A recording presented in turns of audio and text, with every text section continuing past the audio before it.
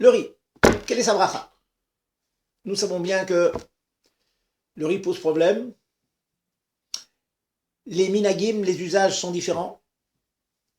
Le minag des séfaradim, c'est de faire borimi mezonot sur le riz. Et en bracha chona, ne pas se tromper, c'est pas la meria, c'est boré nefashot. Il y a un siman, un signe pour ça. Siman amen, aleph, mem nun, aleph, orez, c'est le riz. Mem, mezonot, nun, nefashot. Le minag chez Chabad n'est pas comme cela. Le Admor Zaken, dans son Shulchan Aruch, expose que cela est un safek. Et donc sa conclusion, c'est qu'il est préférable de le manger pendant le repas, après avoir fait moti, pour éviter le problème de bracha.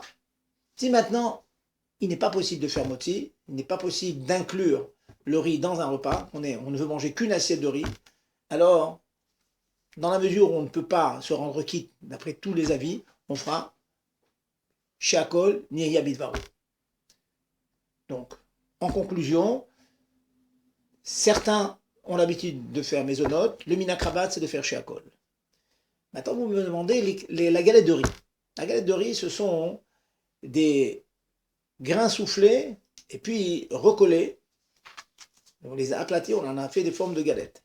Dans la mesure où on profite du grain de manière entière, la tendance, je dis la tendance parce que sur cela aussi vous avez diverses opinions, la tendance, et c'est mon opinion d'ailleurs, et dans beaucoup de paquets de galettes de riz, ceci est inscrit dessus, c'est de faire boré peri adama.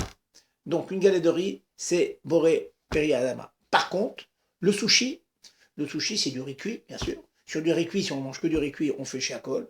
Donc si vous mangez un sushi, vous faites sheakol sur le sushi. L'essentiel du sushi étant le riz, on fait la bracha sur le riz et ça rendra quitte les autres ingrédients du sushi.